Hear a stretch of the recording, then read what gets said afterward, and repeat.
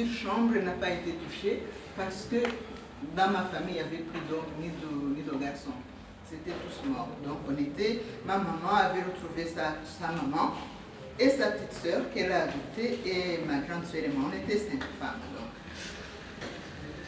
Ils ont été embarqués, ils ont été tués certains, et d'autres ont été emprisonnés jusqu'au jour où l'État a décidé de faire un massacre exemplaire pour montrer à ces cafards, parce que nous, on n'était même pas des Tutsis, on était des cafards, pour montrer à ces cafards que leur sort est entre les mains du peuple majoritaire. Donc, le gouvernement s'est adressé à l'évêque en disant il faut que les veuves, les femmes de ces hommes viennent pour assister à la fusillade, comme ça elles ne poseront même pas de questions. L'évêque a dit non, je ne peux pas faire ça, je préfère qu'une femme, celle qui n'a pas ni de fils ni de mari dedans, aille assister, comme ça elle racontera aux autres. Le malheur est tombé sur ma mère, donc c'est ma mère qui a assisté aux fusillades. Elle avait le silence de sa famille, cette fois-ci elle est revenue, elle ne disait rien du tout, elle s'est enfermée dans un mutisme que je ne peux pas vous dire. Moi j'ai grandi, je ne savais pas que j'avais un père. J'allais montrer à l'évêque mon bulletin pour lui, comme un enfant montrer le bulletin, tout le monde allait montrer, moi j'allais chez l'évêque, j'étais en plus la première place, elle était fière, je recevais un petit bonbon, une petite papaye, un fruit comme récompense, ou bien la scolarité, le minerval, qui était la peau des fesses pour une veuve très jeune comme ma mère, qui refusait de se remarier plus tard, pour élever ses 2 enfants. En 1973, un soir où j'étais encore à l'école, la maîtresse dit « Allez, sortez de la classe, fuyez, chacun de son côté. » Mais pourquoi? Parce que vous, les cafards, votre temps est arrivé. Bon, donc, un enfant n'est pas préparé, on vous dit de fuir. Vous allez chez vous, il est impossible de passer parce que sur tous les rues, elle est là, c'est un cafard, regardez, baisse-toi pour qu'on coupe ton cou. Bon, je suis tout de même arrivée à la maison et je suis tombée sur un groupe, c'était la manifestation des étudiants. Cette fois-ci, c'était les écoles qui s'étaient soi-disant révoltées parce qu'il y avait trop de cafards dans les écoles, partout. Ils ont pris ma grande sœur, qui avait 6 ans de plus que moi. Ils ont pris une jeune fille malheureuse qui était en visite chez nous. Ils les ont battus. Moi, je ne me sentais pas concernée. Je me disais, de toute façon, j'ai un nez qui n'est pas pointu comme on nous accuse. Je ne me sentais vraiment pas concernée. Je n'avais pas encore intégré, puisque maman ne disait rien, bien qu'elle m'avait demandé tous les soirs, à la sortie de l'école primaire, je devais me présenter devant elle, de dire « Bonjour maman ». Comme ça, elle sait que je suis en vie, je pouvais jouer contre eux. Mais il fallait qu'elle me voie, sinon je rentrais, je tremblais déjà. Donc, me sentant ne pas concernée, j'ai assisté à ce qu'on faisait boire la boue en février chez nous, il pleut beaucoup, et on a demandé à ma grande sœur et à la jeune femme, et ma tante et ma mère, de boire de l'eau, de la boue, comme des vaches. Parce que les Tutsis sont des éleveurs, on n'avait plus de vaches, mais il fallait imiter les vaches, donc se mettre à 4 pattes pour boire de la boue, de la pluie. J'assistais, je commençais à me dire, mais est-ce que je suis concernée, est-ce que je dois fuir? Jusqu'où j'entends un coup dans la hanche gauche, c'était une baramine, un truc en fer qu'on utilise pour déterrer les cailloux quand on construit. Et là, j'ai pris conscience que j'étais comme les autres. Je me suis enfuie en boitant, mais il fallait, sauf qui peut. Je suis allée chez ma marraine, qui était de l'autre ethnie. Tous les autres étaient morts et puis on avait quitté notre endroit. Quand je suis arrivée, elle me dit « Mais combat, pourquoi tu viens là?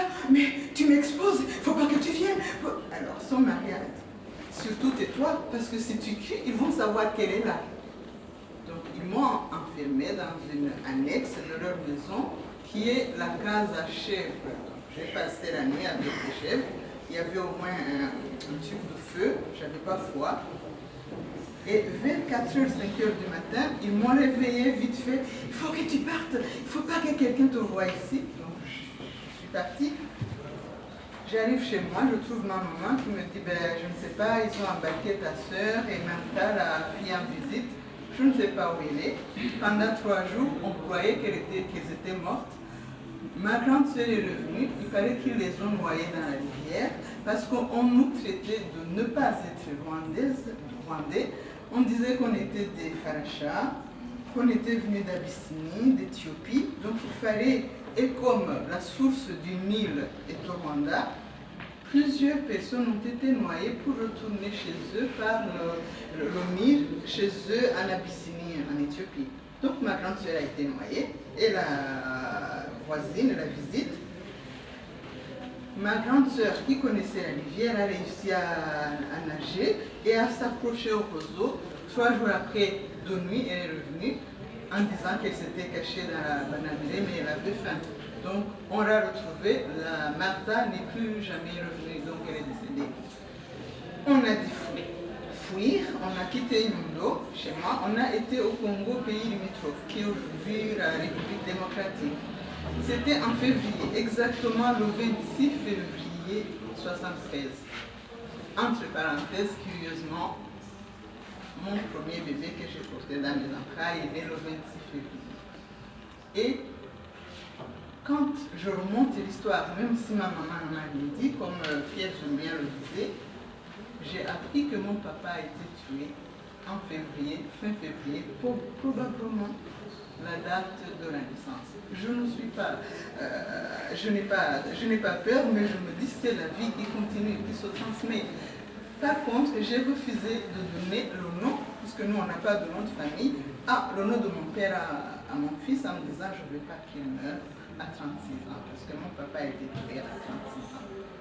Donc c'était une parenthèse, on a fui, on a été au Congo, et au mois de juillet, il y a eu le coup d'État. Le nouveau président a déclaré que les réfugiés de 73 pouvaient retourner, mais pas ceux de 59. Ce qui fait que toute la famille de ma maman, que j'ai connue, donc je parle de ma maman, parce que mon papa, je ne l'ai pas connu, elle était née dans une famille de 21 enfants, avec 2 femmes. La première avait eu 5 enfants, elle était décédée. Ma grand-mère, que j'ai connue, avait eu 16 enfants. Ceux qui n'ont pas été tués, ils ont tous fui en Ouganda, en Tanzanie, dans les pays limitrophes. Et donc, eux, ils n'avaient pas le droit de revenir parce que c'était catalogué les ennemis du pays. Mais nous, de 73, on pouvait rentrer. Nous sommes revenus. Nous avons retrouvé notre maison, mais qui était occupée. Et le nouveau occupant a dit à maman, de toute façon, rien ne vous appartient. Tout est au autour. Il n'y a plus de maison, il n'y a plus de terre pour les cafards. Maman est retournée à la commune, et le monsieur lui dit, en plus, c'est le bourgmestre qui me l'a donné. Est-ce que vous avez un papier qui prouve que c'est la vôtre? Donc maman était à la commune, le bourgmestre lui dit, je n'y peux rien madame. Allez dire à ce président qui fait revenir le cafard, de vous donner, de dire aussi à la radio qu'il faut leur distribuer leurs biens. Donc on est retourné encore quelques jours en asile, jusqu'à ce que, je ne sais pas par quel miracle, on nous a accordé cette fois-ci un papier qui montre qu'on doit retourner dans notre maison. On est arrivé, les paysans avaient compris qu'on revenait, ils étaient tous là, qui avaient une boue, une hache et tout, ils ont démoli la maison devant nos yeux. Donc on est devant les ruines de notre maison. On est retourné, maman est restée, on a construit, elle a fait construire une maison dans 3 semaines et la maison n'avait même pas, je devais me baisser, elle a été construite, j'étais un peu plus grande que ma maman, jusqu'à la taille de maman, autrement on ne pouvait même pas mettre un plafond. Bon, bref, on a vécu dans cette maison jusqu'à ce que je finisse mes études, que je travaille, mais avant ça, en 78, il fallait faire un recensement. Recensement, soi-disant, pour qu'on puisse l'évolution, bref, sur la maison des Tutsis, on mettait une croix verte. Sur la maison des Hutus, c'était une croix blanche. Personne n'a tilté pour se dire, mais pourquoi la différenciation des couleurs? c'était pour que le jour J, on sache. Et on n'avait pas droit de toucher avec la craie scolaire. C'était même pas la peinture. Mais le conseiller du secteur, une fois qu'il passait, qu'il voyait que la croix, le matin, la croix était renouvelée, on ne pouvait pas se tromper. Ce qui fait que, quand je fais un feedback, en 1994, quand on dit que le génocide a eu lieu dans 100 jours, sans erreur, c'est qu'ils savaient exactement où nous trouver. On ne pouvait pas se tromper. Ce qui fait que, en 1978, donc, un jeune homme, maman elle soignait, elle était médecin, elle avait aidé la mère de ce jeune homme à accoucher. Donc le jeune homme était né dans les bras de ma maman. Il vient dimanche, il commence à nous taper, nous court, et maman qui vient qui dit, mais Évariste mon enfant, qu'est-ce qui se passe? Mais c'est toi la fautive, c'est toi que je cherchais, c'est toi la mère de ces cafards. Donc il s'est roué sur maman, il l'a tabassé, maman est tombée. Bon, j'ai essayé de venger, je partais parce qu'il fallait surtout pas toucher à ma mère. Et en soignant maman, plus tard, je lui ai fait un vœu. Je dis, maman, tu sais, on te traite de veuve, pas de garçon, il n'y a pas de quelqu'un qui peut qui est pour toi, mais je te promets une chose. Je ne peux pas être ton mari, mais je suis ta fille et je suis ton amie, tu es ma copine maman. D'accord? Oui. Je vais t'enterrer comme une reine. Donc c'était un enfant qui cherchait à égayer le cœur de sa maman. C'était pendant... Bon, donc je ne réalisais pas ce que je disais à ma mère.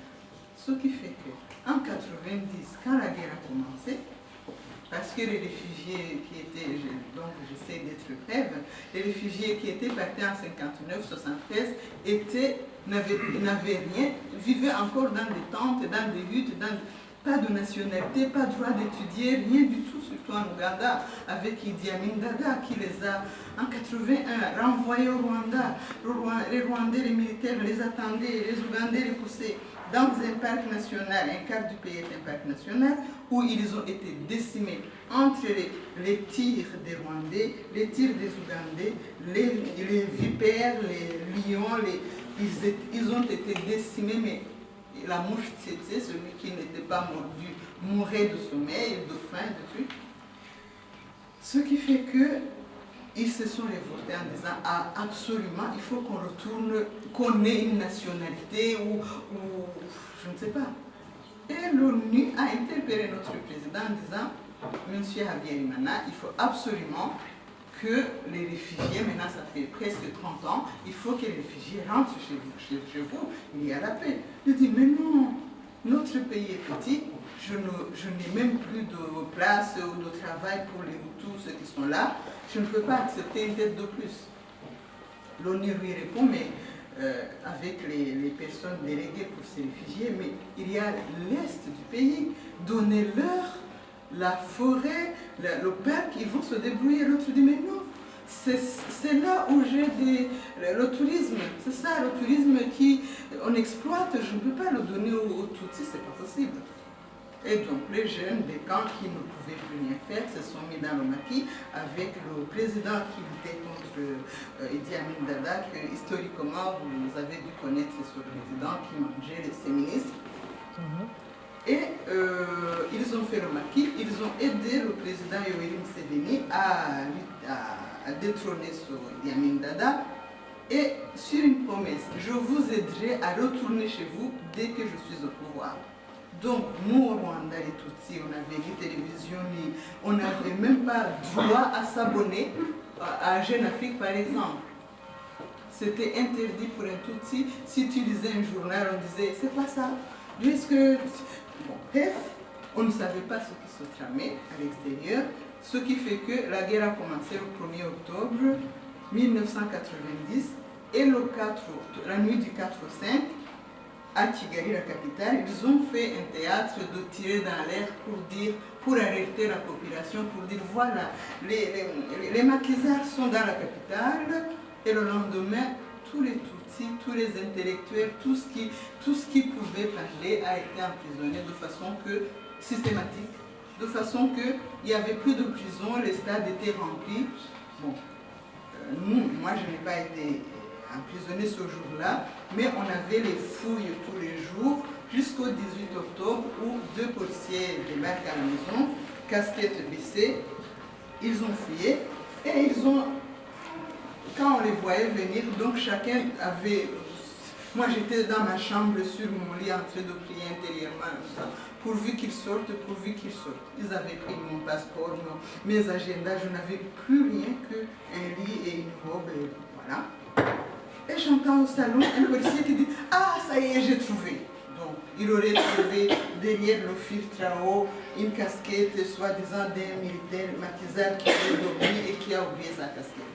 Et du coup, on vient dans ma chambre, on met mon note, maman qui lui dit « Monsieur, monsieur, s'il y a quelque chose dans cette maison, c'est à moi de répondre, ce n'est pas à ma fille. » Et le policier qui lui dit « Ne t'inquiète pas, ton tour viendra. Maintenant, le maire nous a dit que c'est elle. Ne t'inquiète pas. » Effectivement, on m'a emprisonnée. Je me disais, j'allais mourir. Bon, bref, je ne suis pas morte, d'accord, je suis là.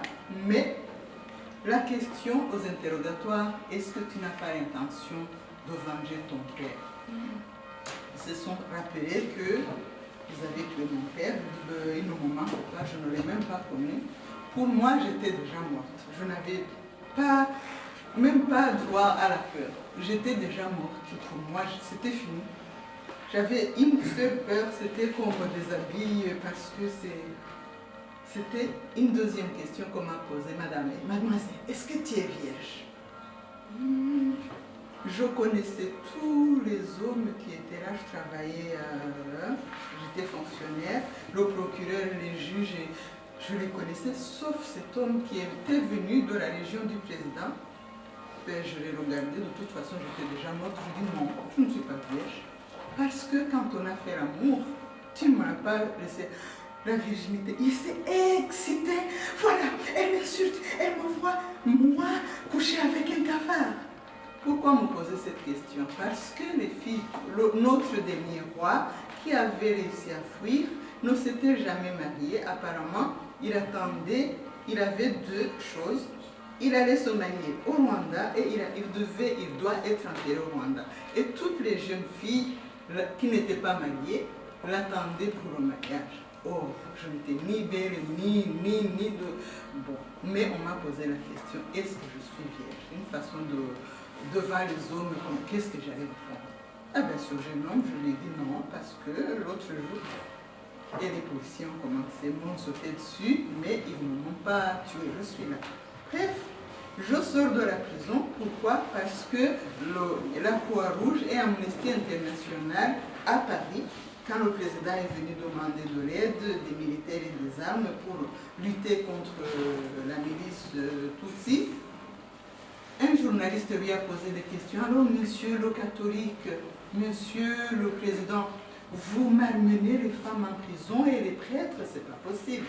Ce qui fait qu'ils craignaient que la Croix-Rouge visite les prisons et ils ont désengorgé les prisons, dont moi ce jour-là.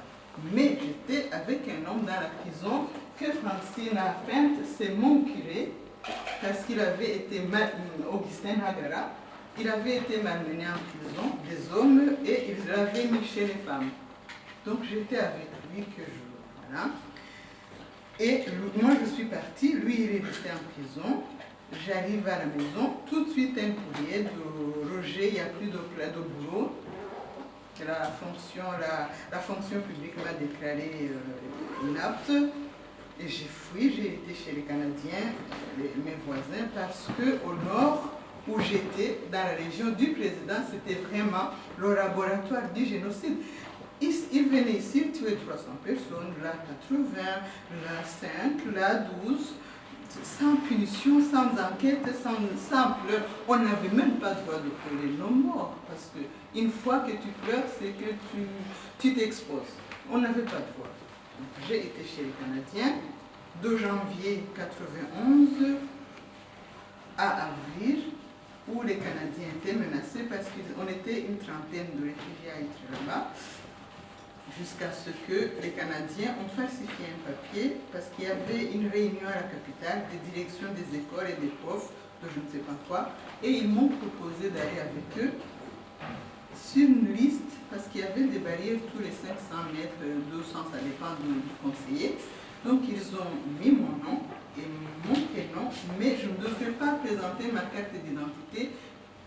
Le Canadien présentait la liste des directeurs, donc c'était une ordre de mission qui m'a sauvée. Je suis partie jusqu'à la capitale, c'était un mardi, et jeudi, le Canadien est revenu en me disant « je ne peux pas te laisser comme ça, il faut absolument que je te trouve du travail ». Ce que j'ai eu tout de suite à la Fédération canadienne, et de là, j'ai passé un an à la capitale comme déplacée à l'intérieur de mon pays. C'est en 91, jusqu'à ce que mes amis, mes patrons canadiens m'ont trouvé une bourse d'études pour aller à l'extérieur 3 mois. Donc, 2 propositions, ou l'Israël ou l'Afrique du Sud. Mais moi, je vivais encore cette... Je dis non, je ne peux pas aller en Afrique du Sud, parce que je vais être prise comme en Afrique du Sud. Vous savez ce qui s'est passé. Ils m'ont envoyé en Israël, où j'ai vécu 1 an, et je ne pouvais pas rester, parce que j'étais partie officiellement, il fallait que je quitte. Mais j'avais tous les pays en tête, sauf la France, parce que j'avais assisté à des choses qui ne me plaisaient pas. Mais il n'y a pas de hasard aussi. Le destin a fait que j'ai été coincée, que c'est la France qui m'a ouvert la porte et je me trouve là. Le temps de faire les papiers, j'ai dit à ma maman, je l'ai appelée, je dis maman c'est bon, je ne suis plus étudiante, je ne suis plus demandeur d'asile, j'ai la possibilité de rester en France, donc je peux vivre. La dernière fois que j'avais vu ma mère, j'ai promis au Canadien que je partais parce que je ne voulais pas partir. Je lui disais, Martin, je ne peux pas parce que si je pars, ma maman. Donc le vœu que j'avais fait me revenait, il faut absolument que je puisse travailler, amener un salaire. Elle me dit, Immaculée, tu te trompes. Il faut absolument que tu partes parce que si tu es à l'extérieur et que tu vis, tu peux la faire sortir et la faire vivre. Si tu restes là, vous allez être tous écrasés comme des cafards. Donc, j'ai eu le temps de lui dire, au Canadien, je dis, il y a juste une condition, il faut que j'aille au moins lui dire au revoir. Et ça faisait 1 an que je ne l'avais pas vue, j'étais à la capitale, elle était au nord. Donc, le Canadien m'a prêté sa voiture avec son chauffeur et son drapeau, de façon que je puisse traverser les barrières sans être inquiétée. Et la dame qui m'hébergeait, une perruque, maquillage, je ne me reconnaissais pas. J'étais transformée complètement, un masque. J'arrive chez moi, je dis à maman que je pars, elle était toute heureuse, elle me dit, la première chose qu'elle a dit, au moins quand on va nous tuer, je saurai qu'il y a un cas. Je dis, mais maman, arrête, elle me dit, vas-y. Ma grande soeur qui dit, non, non, non, tu ne peux pas partir, Ma maman lui dit, laisse, au moins il y aura un qui sait. Donc, je suis partie, j'arrive ici, je les appelle, je leur dis, j'ai mes papiers. C'était en mars 1994. J'ai acheté une carte à l'époque pour les appeler pour Pâques. Mais dans le foyer où j'habitais, il fallait un téléphone pour 3 étages, il fallait faire l'accueil 1 jour, 2 jours, 3 jours, je n'ai pas eu le temps, jusqu'à ce que j'entende à la télévision qu'il y a eu l'avion du président est mort, est tombé, qu'il y a eu déjà des massacres. Tout de suite j'ai senti, j'ai hurlé ma mère. Effectivement, dans moins de très peu de temps, j'ai appelé, donc à l'orphelinat, peut-être chez moi, la directrice me dit oui, ta maman a été tuée. Ton neveu, ma grande soeur était mariée, elle avait 50 ans, ils ont tué tout de suite le garçon avec ma maman. Et le téléphone a été coupé, je n'ai plus de nouvelles. Je vais être brève, je suis ici, je me suis dit pourquoi moi, sauf pourquoi me rentrer, pourquoi je dois être la seule survivante parmi le convoi de 5. Pourquoi? Jusque 2 ans après, 96, où j'ai pu recueillir 2 enfants, la dernière de 8 ans et de 3 ans de ma grande sœur. Je me suis dit, maintenant je sais pourquoi je vis, c'est pour ces orphelins.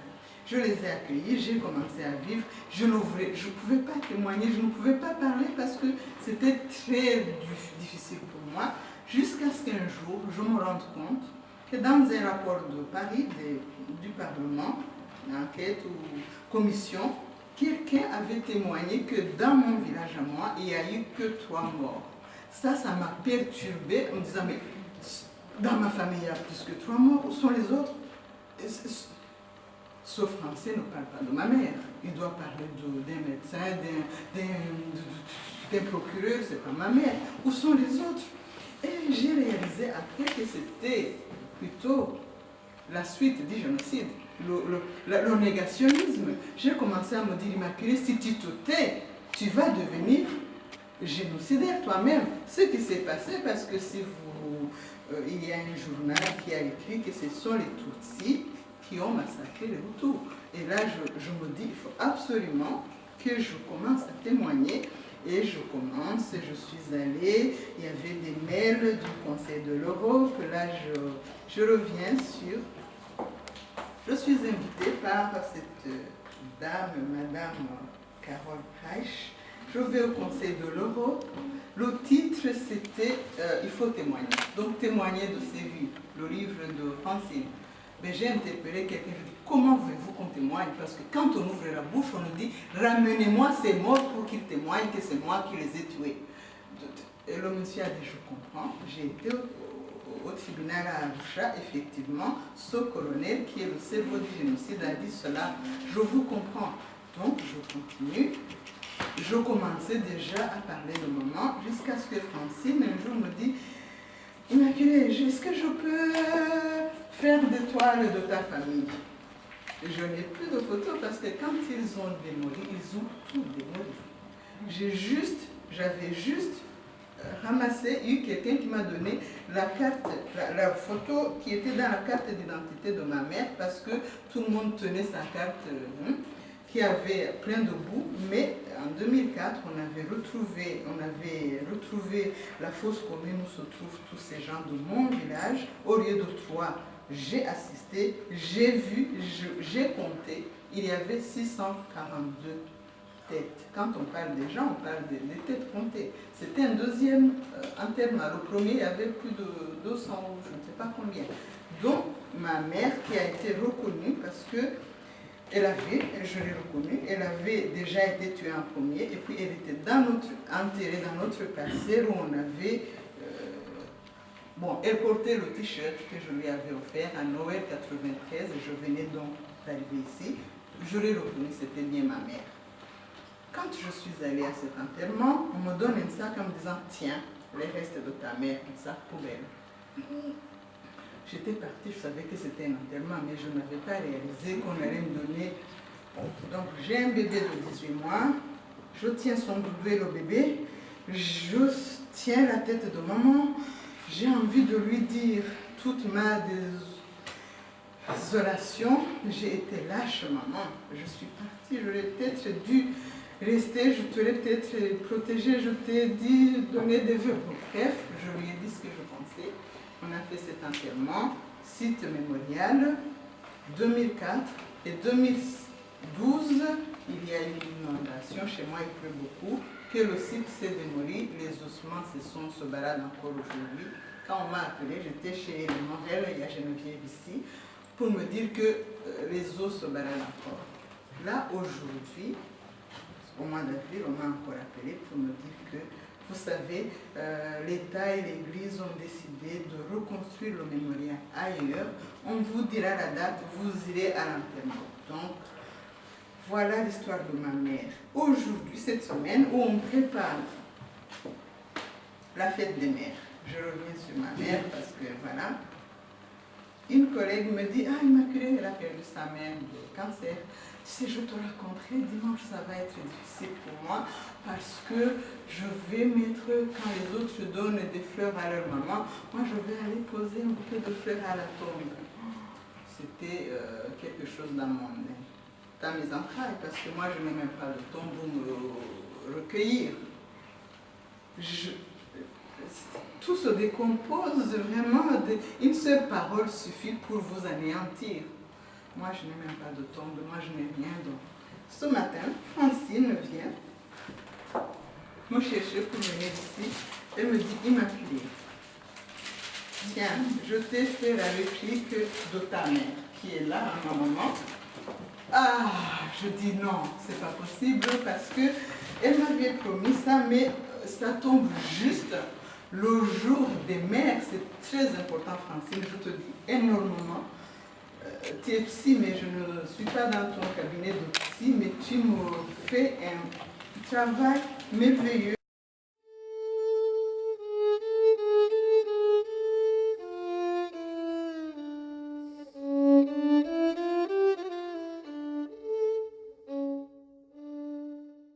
Désinfecter le Rwanda, nettoyer le Rwanda de ces cafards. Et donc, ma joie a été, quand on a fait l'exposition, la première exposition que Francine a faite, il manque la petite chose du Rwanda. Oui, elle est là. Ah, si, la carte du Rwanda est là. La carte du Rwanda, c'était dans une petite mairie à côté de Strasbourg, au Berausbergen. J'étais dans une excitation. Pour moi, je venais de réaliser le vœu que j'ai fait en 78. Donc, c'était en 2013, en octobre ou en novembre. Et du coup, je rencontre Carole Reich, qui est responsable au Conseil de l'Europe, qui me dit, et qui est responsable de la transmission de la mémoire, qui me dit, Immaculée, on vous accueillera l'année prochaine pour la 20e commémoration. Je vous assure que ce n'est pas un enterrement, ce n'est pas une gourmette 18 carats, mais pour moi, c'était comme si la cafard, ma mère, c'était comme si je la mettais au Panthéon. C'est extraordinaire. Carole, non, ce n'est pas une sépulture, mais c'était au Conseil de l'Europe. Est-ce que vous vous rendez compte? Je vous dis merci publiquement. Parce que le cafard, j'ose parler de ma mère alors qu'au Rwanda, on vous dit baissez-vous pour qu'on vous coupe le cou. Et il y a ceux qui se sont baissés effectivement pour qu'on les tue. Aujourd'hui, j'ose parler, ça me dire celui-là, il va me tuer à la sortie. J'ai une compatriote ici, je pense qu'elle peut vous dire, c'est que j'ai eu l'occasion de parler avec sa mère qui a marché pour se cacher, pour fuir. Mais c'est terrible. Quand on va, il y a madame qui a parlé avant, je peux vous dire qu'on s'est rendu compte que dans la caméra du président, quand ils ont fui, sa femme a fui, on a retrouvé la cassette de Hitler. Il s'exerçait sur la théorie allemande pour nettoyer le Rwanda. Est-ce que vous... Et chez nous, ça a été plus d'1 million, on parle de 800 000, parce que dans le mois de juillet, tout de suite, on a parlé de 800 000 morts, mais aujourd'hui, on se rend encore, on découvre les charniers qui n'ont pas été cités de plus de 30 000 personnes. Ça dépasse 1 200 000. Et dans 100 jours, 100 jours, 1 200 000, ce qui fait que on dit qu'une seule personne, un seul Hutu a tué ces 100 personnes. Mais c'est... Francine, merci. Merci à la mairie de Saverne qui m'autorise encore une fois de parler de ma mère, le jour de la fête de mère. Voilà, je la fête à ma façon. Je n'aurais pu lui faire une bise ou une fleur, mais je l'aurai dans mon salon. Merci. Et l'Immaculée vous a fait des gâteaux.